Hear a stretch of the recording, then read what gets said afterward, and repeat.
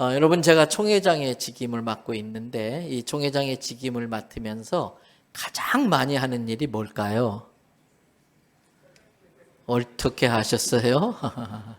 저는 설교라고 답할 줄 알았는데 정말 설교가 많긴 합니다. 어떤 때는 막 한 주에 5-6편 설교하는데 총회와 관련된 설교라 설교 한 편 작성하는 것도 보통 신경 쓰이는 게 아닙니다. 잠이 부족할 정도로. 그런데 이 설교를 그렇게 많이 하지만 설교를 하는 것보다 더 많이 하는 것이 방금 여러분들이 말씀하신 결제라는 겁니다. 도장 찍는 일입니다. 여러분, 교단에 여러 부서와 기관들이 있지만 제가 도장을 찍지 않으면 어떤 일도 진행되지를 않습니다. 제가 도장을 찍어야 일이 진행되거나 마무리됩니다. 그래서 우리 교단에 3천여 개 정도 교회들, 또 1년 총회 예산이 100억이 넘는데 그거 다 도장을 찍어야 그게 다 진행이 됩니다. 그래서 제가 결제를 한자로 좀 찾아봤어요.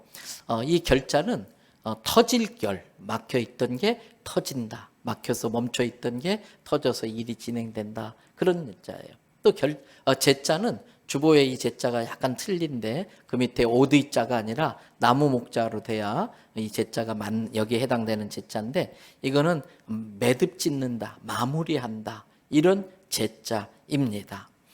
여러분, 그래서 이 결제라고 하는 것은 막힌 것을 터서 일이 진행되게 한다든지 어떤 일이 이제 다 끝났다고 최종적으로 확인해서 도장 찍는 게 결제입니다. 그런데 오늘 본문 말씀에도 그런 내용이 나옵니다. 오늘 본문인 잠언 16장 1절 말씀을 우리 같이 한 목소리로 읽어보겠습니다. 마음의 경영은 사람에게 있어도 말의 응답은 여호와께로부터 나오느니라. 같은 말씀을 여러 번역본이 있는데 그중에 새번역 번역 성경을 한번 보면 이렇습니다. 계획은 누가 해요? 사람이 세우지만 결정은 누가 하신다? 주님께서 하신다. 그렇습니다. 신앙과 비신앙이 여기에서 차이가 있습니다. 비신앙은 내가 계획 세웁니다. 내가 판단합니다. 내가 모든 것을 결정합니다. 모든 것이 내 손 안에 있다고 생각하는 게 비신앙입니다. 신앙은 실은 비신앙과 거의 같습니다. 계획을 세우는 거 내가 세웁니다. 그거 같습니다. 판단도 내가 합니다. 결정도 내가 합니다. 거기까지는 비신앙이나 다를 바가 없습니다. 그러나 다른 한 가지가 있습니다. 내가 계획하고 판단하고 결정했지만 모든 일이 이루어지기 위해서는 최종적으로는 하나님이 허락하시고 하나님이 도와주셔야 가능하다고 믿는 것이 신앙입니다. 그렇다면 우리는 스스로에게 물어야 됩니다. 나는 지금 신앙인의 삶을 살고 있는가, 비신앙인의 삶을 살고 있는가 자기에게 한 번쯤은 물어야 됩니다. 오늘 본문인 잠언은 그 저자가 솔로몬입니다.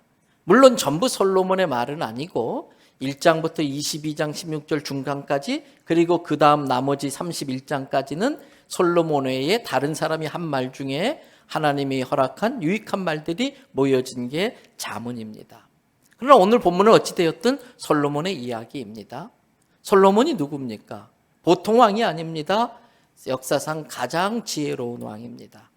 역사상 가장 똑똑한 왕, 가장 많은 부귀 영화를 누려본 사람이 솔로몬입니다. 잠언은 그가 그렇게 누릴 수 있는 모든 걸 자기 마음대로 할 수 있는 걸 다 해보고 산 그 왕으로서 자기 자손들에게 정말 인생을 잘 살 수 있도록 마지막 유언처럼 해주고 싶은 말이 뭘까 고민하면서 쓴 것이 바로 잠언입니다. 솔로몬은 이 잠언을 통해서 뭐라고 합니까? 1절 말씀을 이번에는 현대어 번역 성경으로 한 번 더 보려고 합니다. 계획은 사람이 세우지만 그 결과는 어디에 달려있다? 하나님께 달려있다. 우리식으로 표현하면 인생 내 맘대로 안 되더라. 인생 내 맘대로 되는 것 아무것도 없더라. 그거예요. 인생을 자기 마음대로 하려는 것이 교만입니다. 인생이 자기 생각대로 될 것이라고 생각하는 게 어리석음입니다. 그래서 솔로몬은 오늘 본문 3절에서 새번역 성경 버전으로 이렇게 말하고 있어요. 같이 한 목소리 읽어봅니다. 내게 맡기라. 맡기면 이루어질. 다시 한번 이 새번역 성경 표준 새번역으로 한번 읽어보십시다. 내가 하는 일을 주님께 맡기면 계획하는 일이 이루어질 것이다. 여호와 하나님께 내가 하는 모든 일을 맡기는 것, 그것이 겸손입니다. 그것이 신앙입니다. 그러나 많은 사람들이 생각처럼 하나님께 자기의 모든 일을 맡기지 못합니다. 왜 그럴까요? 왜 자기의 모든 일을 하나님께 맡기지 못할까요? 사람들은 대체적으로 자기가 항상 옳다고 생각하기 때문에 그렇습니다. 2절을 보십시오. 그런데 아닙니다. 사람의 행위가 자기 보기에는, 자기 관점에서는, 자기 시선에서는 자기가 모두 옳고 깨끗하고 정직한 것 같지만 하나님의 관점에서는, 하나님은 그 심령을 낱낱이 살피시는, 감찰하시는 분인데 하나님의 관점에서는 그렇지 않다는 거예요. 같은 말씀을 현대인의 번역 성경에서는 사람의 행위가 자기 보기에는 다 깨끗한 것 같아도 마음을 살피시는 여호와 앞에서는 그렇지 않다. 모든 사람은 늘 자기중심적입니다. 자기중심적으로 생각하면 나는 항상 옳고 다른 사람은 틀렸다고 생각하기가 쉽습니다. 뭐가 신앙입니까? 신앙은 자기 중심에서 여호와 중심으로 바뀌는 것입니다. 신앙은 내 시선에서 보는 것이 아니라 하나님의 관점, 하나님의 관점에서 모든 것, 하나님의 시선에서 모든 것을 보는 것이 신앙입니다. 그렇다면 우리는 스스로에게 물어야 됩니다. 나는 지난 한 주간도 나와 다른 사람과 내 주변의 모든 일들을 하나님의 시선에서 봤는가, 내 시선에만 본 것은 아닌가? 하나님의 관점에서 봤는가, 아니면 내 시선으로만 보고 산 것은 아닌가 스스로에게 물어야 됩니다. 나는 어떻습니까? 내 시선으로 보면 저런 게 왜 있을까? 저런 게 무슨 소용이 있을까? 그렇게 생각하는 것들이, 할 수 있는 것들이 많이 있습니다. 그래서 4절을 보십시오. 같이 한번 읽어보십니다. 여호와께서 온갖 것을 그 쓰임에 적당하게 지으셨나니 악인도 악한 날에 적당하게 하셨느니라. 이 똑같은 말씀을 이해하기 쉽게 새번역 성경으로 다시 한번 보십니다. 주님께서는 모든 것을 그 쓰임에 알맞게 만드셨으니 악인은 언제? 재앙의 날에 악인은 이렇게 된다라고 모델로 쓰기 위해서 악인조차도 남겨놓도록 허락한다는 겁니다. 그렇습니다. 내가 보기에는 쓸모없어 보이는 것도 하나님의 관점에서는 다 쓸모가 있어서 있게 하신 것입니다. 심지어 악인도 악한 날을 위해서 예비해 두셨다는 것입니다. 그래서 내 기준으로 볼 때는 꼭 있어야 될 것입니다. 그러나 하나님의 기준에서 볼 때는 그것이 오히려 나를 망칠 수도 있다고 보십니다. 나는 그 큰 돈이 있어야 되겠는데 내게 있는 그 큰 돈 때문에 하나님이 내 인생을 완전히, 하나님의 관점에서 보면 내 인생이 완전히 망가질 것 같아서 잠시 그 물질을 좀 거두실 수도 있습니다. 아주 몸이 건강해서 팔팔합니다. 기고만장합니다. 하나님을 믿어야 될 이유가 하나도 없습니다. 그러나 그렇게 부자로 건강하게 아무리 산들 짧은 인생 살고 지옥 갈 것 같아요. 하나님 보실 때 내 사랑하는 자식 지옥 보내면 안 되지. 그래서 한동안 물질도 건강도 거둘 수 있다는 겁니다. 그러면 우리는 하나님 내게 꼭 필요한 건데 왜 거두어 가십니까? 원망하고 불평합니다. 내 기준으로 보면 꼭 있어야 될 것입니다.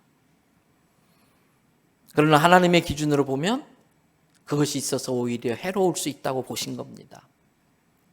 또 반대로 내 기준으로 보면 그것은 내 인생의 가시입니다. 내 인생을 힘들게 하는 것이기 때문에 더 이상 내게 있을 필요가 없습니다. 그래서 그것을 없애달라고 기도합니다. 근데 아무리 기도해도 하나님이 그걸 제거해 주지 않습니다. 왜요? 그것으로 하나님은 내 인생을 만들어 가고 계시기 때문에 그렇습니다. 내 주변의 힘든 일들 또는 나를 어렵게 하는 사람들, 그 모든 것은 하나님께서 나를 만들어 가실 때에 사용하시는 꼭 필요한 연장입니다. 하나님이 쓰시는 도구이기 때문에 내 주변에 놔두는 것입니다. 그 연장들은 나의 모습이 하나님의 마음에 들도록 다 다듬어져 있으면 그 다음부터는 순해집니다. 그 연장들이. 더 이상 그 연장을 쓸 일이 없으면 하나님께서 내 주변에서 그 연장들을 치워주십니다. 그렇게 되면 그 경지에까지 가면 한때는 내게 내 관점에서 악인이라는 연장으로 쓰임을 받은 사람과의 관계도 편해질 수 있는 경지까지 올라갑니다. 하나님은 한때는 하나님의 도구로 쓰임 받게 될 수밖에 없어서 나를 힘들게 했던 그 어떤 사람과의 관계도 편해질 수 있다는 거예요. 그 말씀이 오늘 본문 7절입니다. 우리 같이 한번 7절을 다 같이 읽도록 하겠습니다. 사람의 행위가 여호와를 기쁘시게 하면 그 사람의 원수라도 그와 더불어 화목하게 하시느니라. 그 누군가를 통해서 하나님이 나를 다듬어서 이제는 누구하고도 화목할 수 있는 인품과 성품을 지니게 되면 원수하고라도 화목하게 지낼 수 있는 경지에까지 갈 수 있다는 거예요.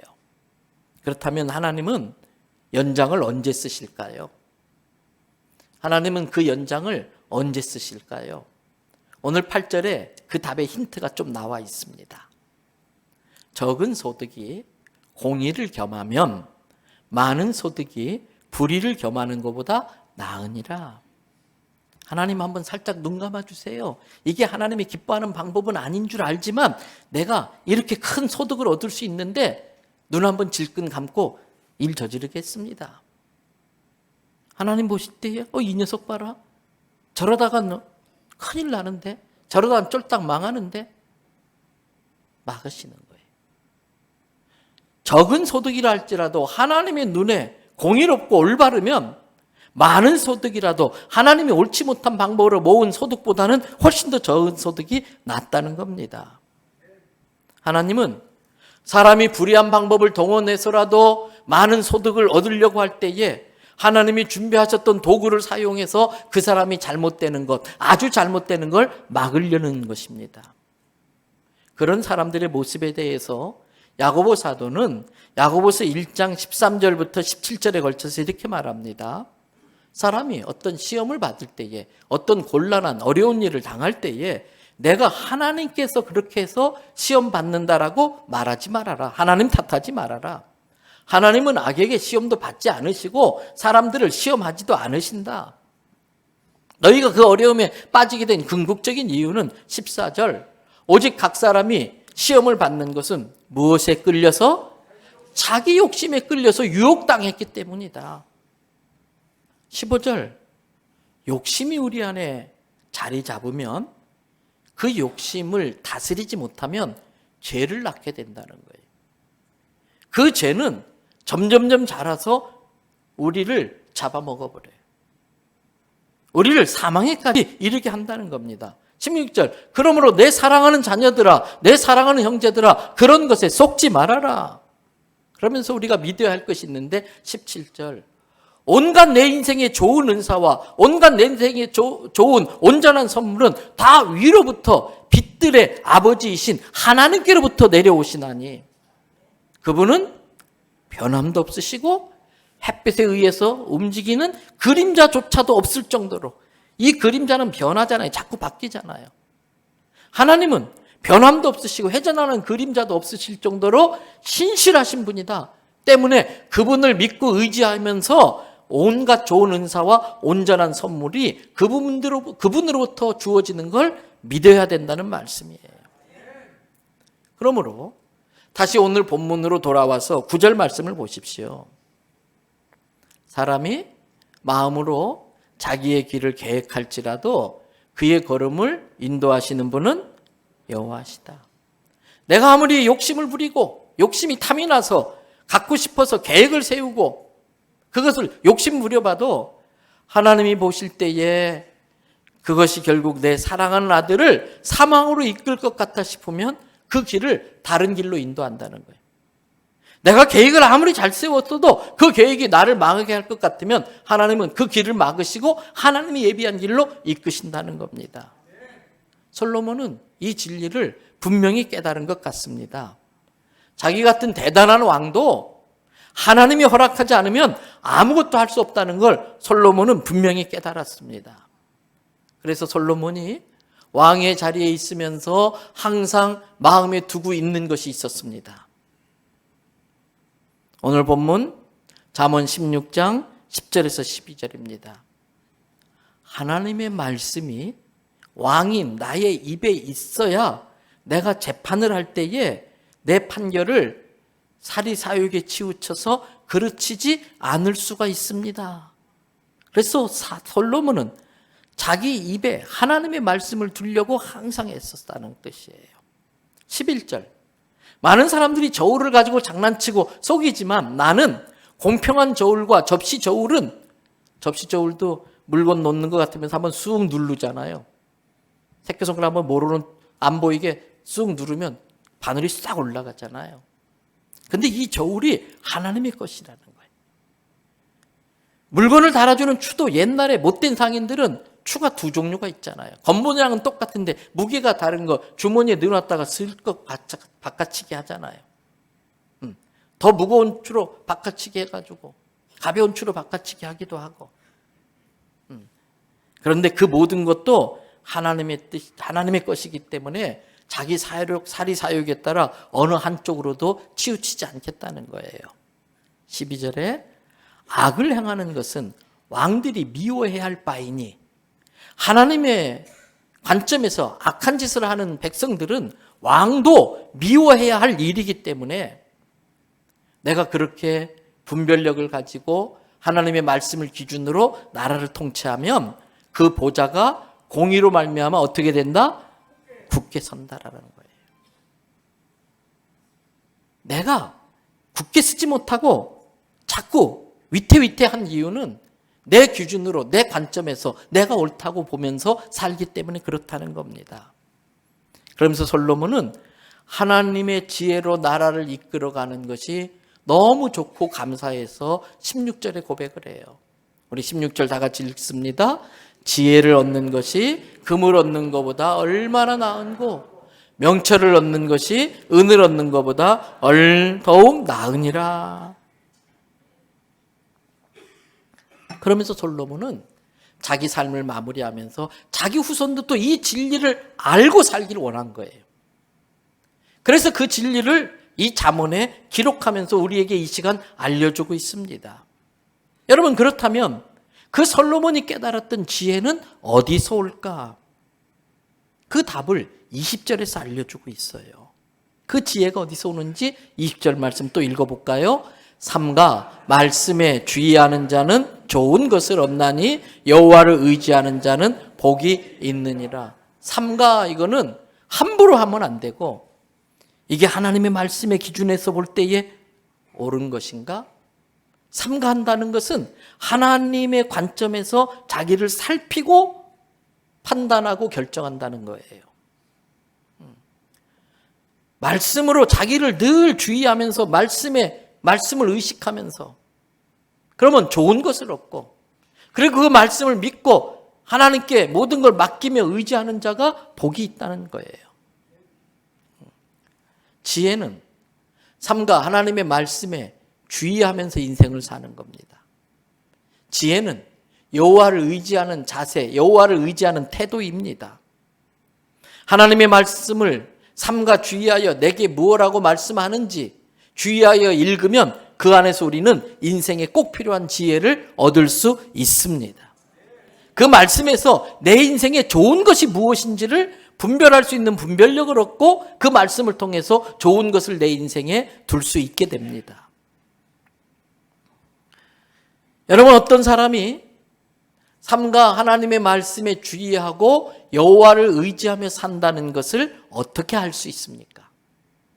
내가 여호와의 말씀으로 내 삶을 삼가 주의하며 살면서 여호와를 의지하며 산다는 것을 어떻게 알 수 있습니까? 그 입술을 무엇으로 채우는가를 보면 알 수 있습니다. 그 사람의 입에서 어떤 말이 나오는지를 보면 그 사람의 신앙의 수준을 알 수가 있습니다. 때문에 솔로몬은 23절에서 이렇게 말합니다.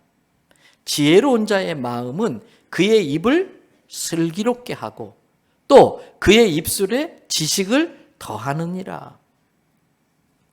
내 입에 하나님의 말씀을 채우고 내 입술로 하나님의 말씀을 선포하는 것이 중요합니다.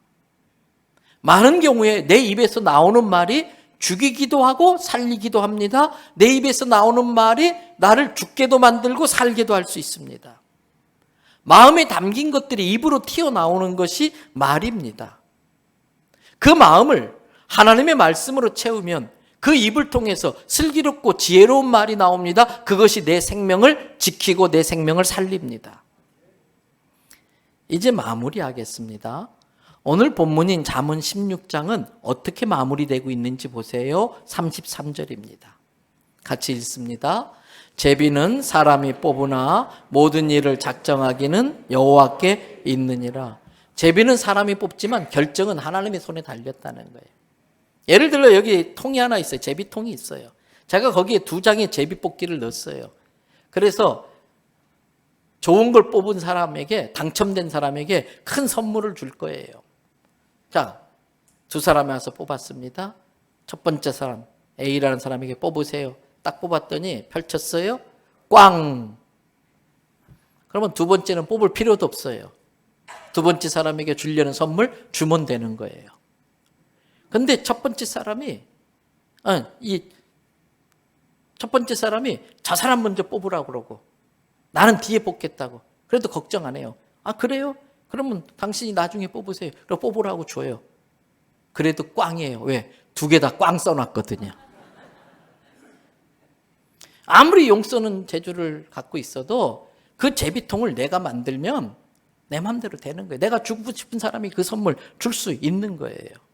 그렇습니다. 우리가 아무리 버둥거려봐야 거기서 거기입니다. 하나님이 정하신 대로 되는 겁니다. 그러므로 하나님께 은혜를 입는 것이 중요한 거예요. 내가 쟤한테 선물 줘야지, 이게 은혜예요. 하나님이 주고 싶은 사람에게 주는 게 은혜예요. 내가 제비를 잘 뽑는 게 중요한 것이 아니라 하나님께 은혜 입는 게 그래서 중요한 거예요. 이 믿음으로 지금 내게 닥치는 힘든 일들을 여호와께 다 맡기고 입술에 하나님의 말씀을 담아서 믿음의 선포를 하시기 바랍니다. 그러면 지금의 역경이 나중에 경력이 되는 것입니다. 결재권이 하나님께 있습니다. 제가 도장을 찍어야 총의 일이 돌아가는 것처럼 죽는 것조차도 하나님이 결재하셔야 죽는 거예요.